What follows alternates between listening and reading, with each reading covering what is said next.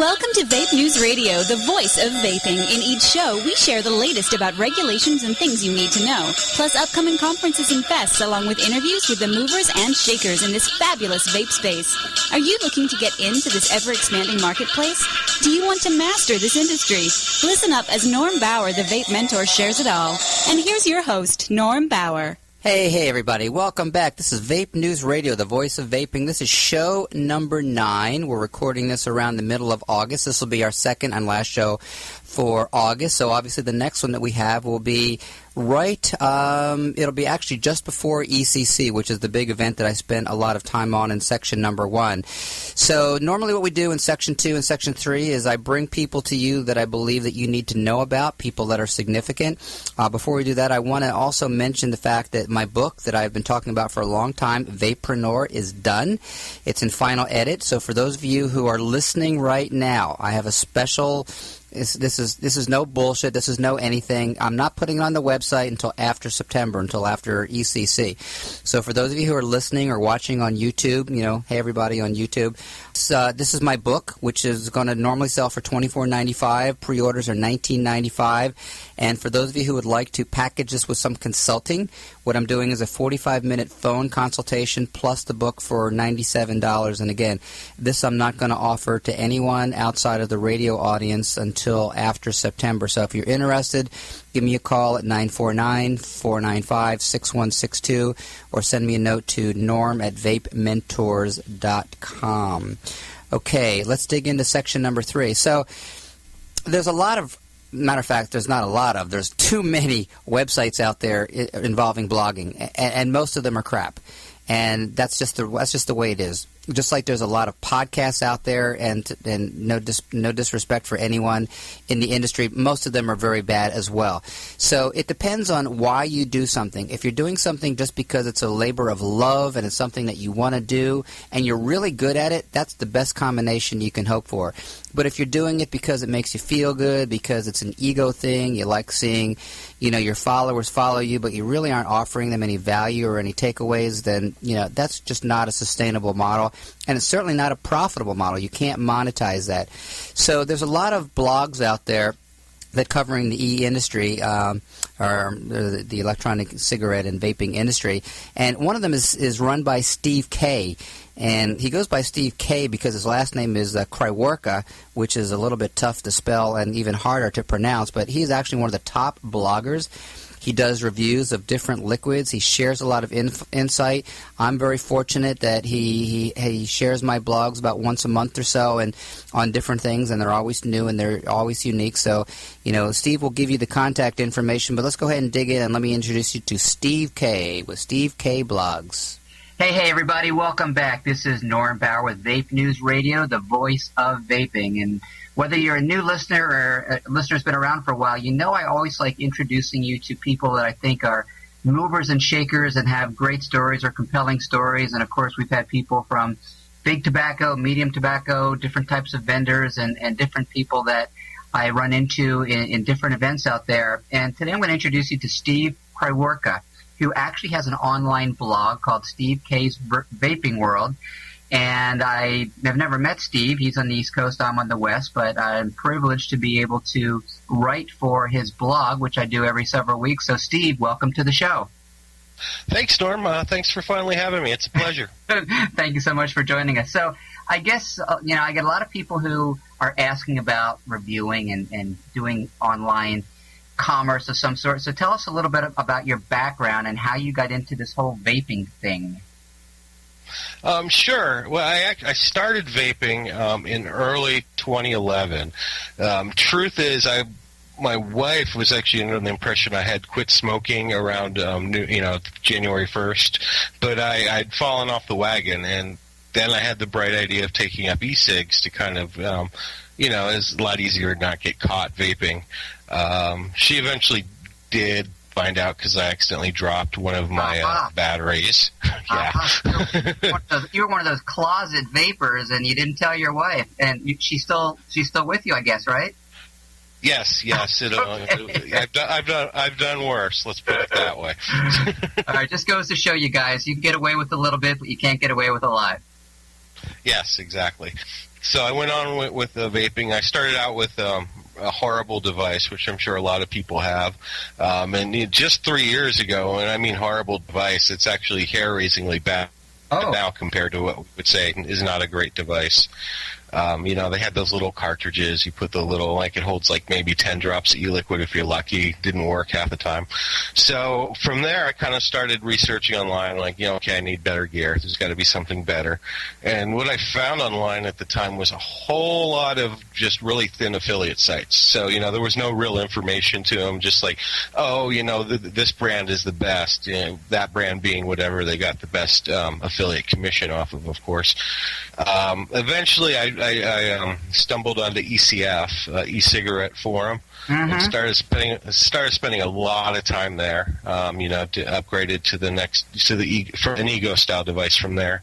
Then just spent tons of time on there, and just my career by vocation is I work in IT, so I'm very technically inclined, so it doesn't take a lot of time for me to pick up on technical stuff like that.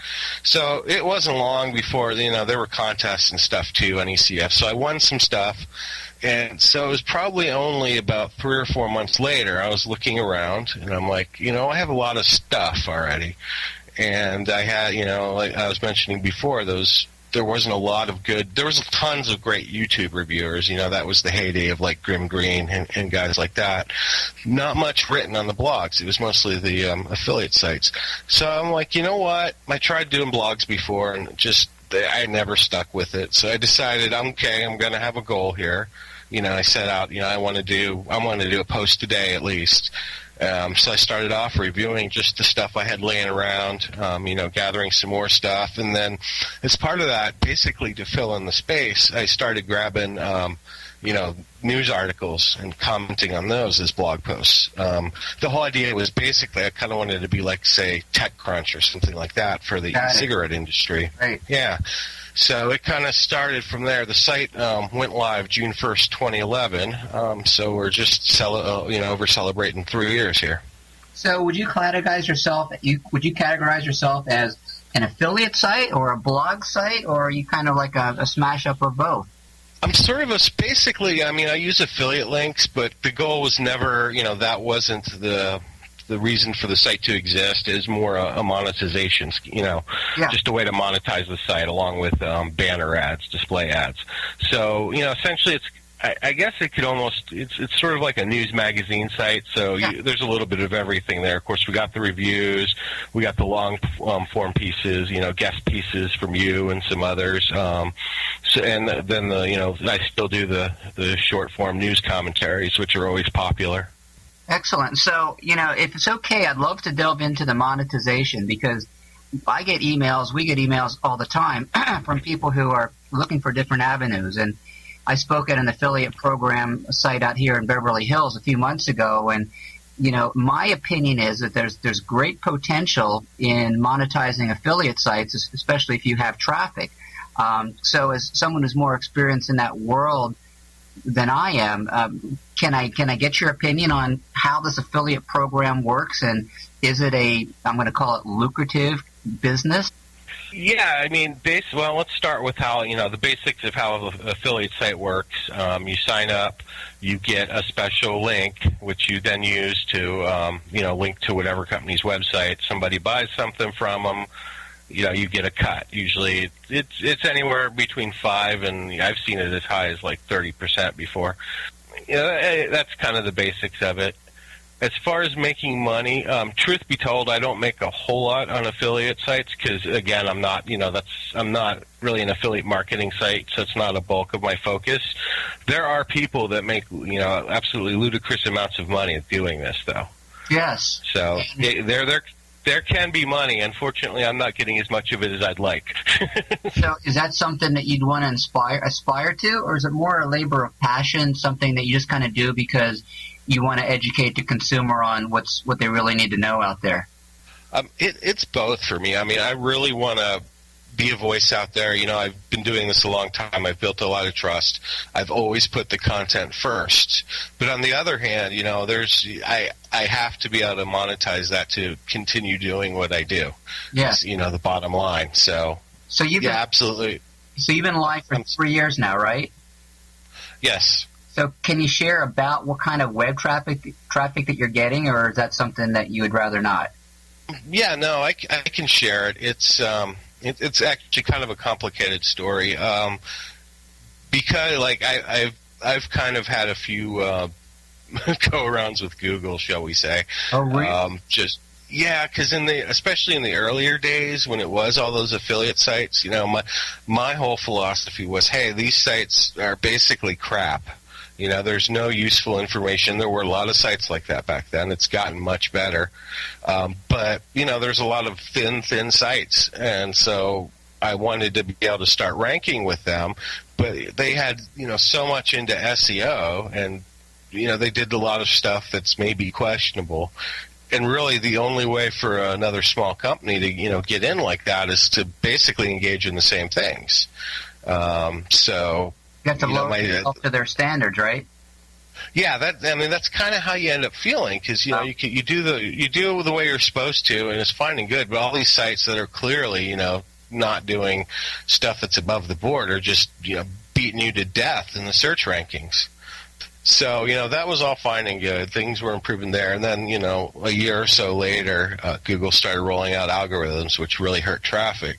So I've essentially spent the next 2 years trying to dig out of that, and I'm probably still not where I could be. But, and they're always it's that target, aren't they? Yeah, exactly. So, but anyway, that was a really long way to answer the question. I'm usually around, we'll kind of throughout some of the lower months, but you call it like 50K a month of unique visitors. That's a lot of traffic, Steve. That is absolutely a lot of traffic. So, congratulations on that. The story you just shared about Google is one I've heard before, and another one who gets a lot of heat as far as vendors go is PayPal. There's a lot of people who have online stores or have some type of a merchant services, and they get pushed back from PayPal. And it seems like, granted, there's a lot of fraudulent misuse of online stores, and there's a lot of people who take advantage of other people, but it seems like Google and PayPal and probably few other people that, I probably can't mention, do you think that this vaping industry is on their radar as being one that they need to take a closer look at, or do you think that they really don't care? They're just looking at it from a very global perspective? Well, neither... PayPal's a little bit more complex, so I guess we can touch base there. And eBay, by the way, fits in all this too, because they've kind of recently gotten this bandwagon. Basically, the three of them, Google, PayPal, and eBay, essentially decided fairly early on that, we're not going to deal with this e-cigarette stuff, so we're just going to roll it under tobacco, and those products are effectively banned on those three services. Yes. So there's no AdSense, no AdWords, on Google. There's no, PayPal. You can't use PayPal as a merchant. I've heard all kinds of horror stories about accounts getting freeze for people who tried it. I have to confess I haven't really listened to your show a lot, but I'm sure you've talked probably about the horror stories of payment processors in general in the e-cigarette industry. Well, if you haven't, you should. Well, matter of fact, we haven't, but we will. But I've heard those stories just in the course of my business in VapeMentors, where people have said, "Oh yeah, I got my account frozen from PayPal." I've talked to a half a dozen or more people who've had to deal with that. And it's kind of like with Yelp. Yelp initially did not have a category for vaping, and it was all listed under tobacco or hookah or, lounges or what have you. Now I understand that they've opened it up because I've seen some Yelp ratings that do, in fact, have vapor stores. So I think it's just a matter of the industry is still relatively new. And because they are as powerful as they are, they take a very conservative approach, and they would rather miss business and maybe avoid some particular channels as opposed to get in anything that they, in their naivety, may be considered to be more risky or more prone to, criticism. Yeah, they're definitely risk averse there, and I don't honestly see those three changing their stances, especially when you have the. The FDA is essentially going to depending on how that shakes out, but the plan they have, they've outlined is we are declaring these from on high to be tobacco products. So once that, becomes the law of the land, if it does, that, well, there you go. These cigarettes follow whatever company's tobacco policy. End of story. Yeah, so I'm gonna end this on a note, since you're probably smarter, or not probably, you are smarter than certainly most people in the vaping industry, and I do want to talk very briefly about the FDA. Because, of course, we talk about it all the time on the show, and I write about it in the magazine. But from your perspective, is there any particular thoughts that you would like to share with our listeners in regards to how you view the FDA as far as when they might come up with something, and any particular personal thoughts that you have about the FDA? What rating does this show have again?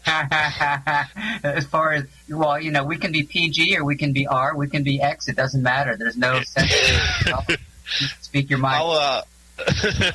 I'll try, and I'll attempt to be diplomatic here. Don't be diplomatic. Yeah. I mean, look, we curse on the show, and we are 100% transparent on the show. So I take it your thoughts about the FDA are not positive. Yeah, I'm not a fan. It's kind of a mix. It's like the FDA is trying to do the right thing. I mean, the FDA does, keep us from eating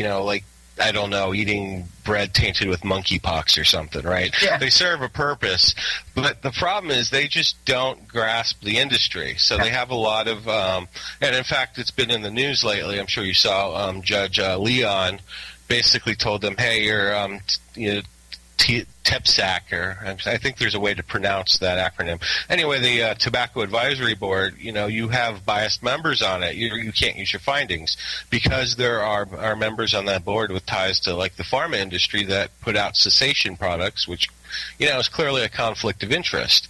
So basically, there's a lot of politics going around. A subject I don't believe they fully grasp.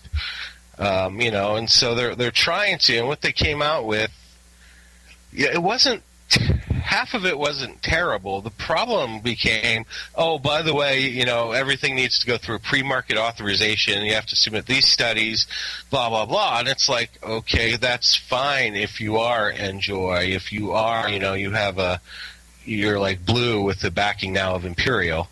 Before it was, of course, Lorillard. You're fine. You don't have a whole lot of products, so if it does cost, say, $1 million a product at the end of the day and you only have to submit like 10 products, $10 million for a large company is not a big deal. Right. $10 million for the shop down the road from me that makes e-juice? Forget it. Plus, they have, maybe 200 products. Yes. I mean, what happens? So the net result, of course, is the small businesses are going to get squeezed if it stands the way it is, and the FDA itself estimates it's going to have there'll be about 25 products is what they're anticipating, or 27, something like that. There was another analysis they did that didn't get a lot of coverage, but basically, they came out and said, hey, we're going to destroy the small business portion of this, which, of course, is what built this industry. The big tobacco were all Johnny-come-latelys. They just bought up products or tried to do their own thing. So it'll essentially, and you got to ask, okay, what level of interest do they actually have in, further refining these products once, most of the market gets ceded to them, right? Well, you know what? You actually are definitely on the same page as we are here, because I didn't find anything particularly, unsettling there within their updated deeming rules, but the one about that arbitrary February 15th date and having to go through independent and having to pay for anything, I think that's probably the most controversial based on everything and everyone I know and talk to. So that's probably the one that they're going to work on the best. All right, well, listen, we are running low on time because I try to keep these down to a minimal amount. So I would love for people to have your website address and your email address and any other contact information you have, whether it be Facebook, Twitter, Instagram, what have you. So it's all yours, sir. Okay, well, the website is SteveVape, SteveVape.com. You can email me, steve@stevevape.com. And pretty much every social media you can think of, Twitter, Facebook, G+, it's all Steve Vape. So I try to keep it simple so people can find me wherever they're at. I think that's smart. Awesome. All right, my friend. Well, listen, I'm glad we finally had a chance to talk in detail. And again, on behalf of Vape News Radio, Vape News Magazine, and certainly myself at VapeMentors, thanks for everything that you're doing for the industry and empowering the industry. And hopefully we'll keep in touch with you and maybe talk with you a little bit later. That'd be all right? That would be great. Awesome, Steve. Thanks again. All right. We're back live in the studio. So I think that was a very illuminating conversation.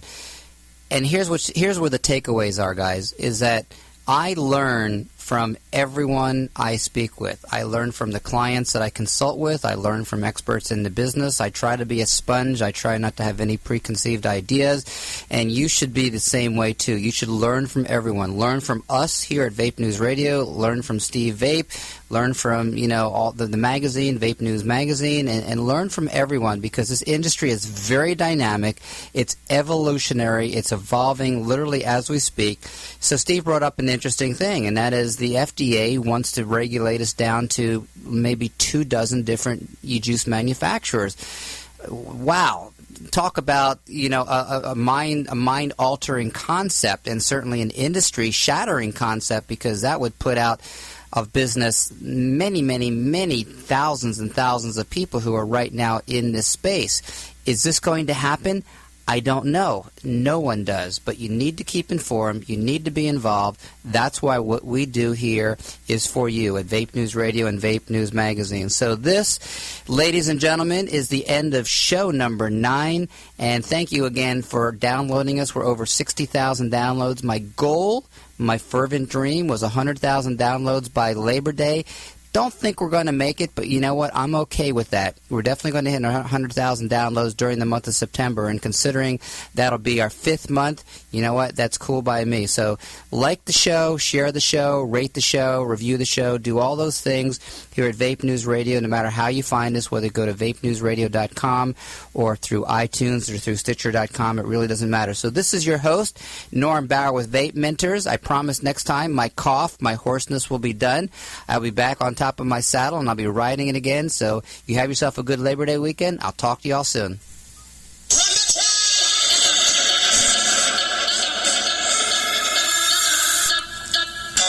You've been listening to Vape News Radio, the voice of vaping, with the one and only Vape Mentor himself, Norm Bauer.